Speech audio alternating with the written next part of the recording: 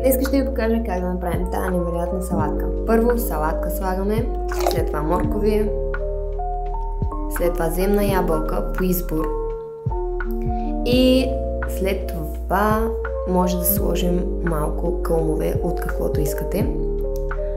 След което сложих домати от консерва с пипер, соев сос, лъжичка и зехтин и какъвто искате, лимонче, хумус. Ако искате рецептата, пишете в коментарите за хумуса, солчица, пипер, черен пипер. Бъркаме хубаво и вуаля! Сега може да го гарнираме с крекери отгоре, царевичка по избор и това е.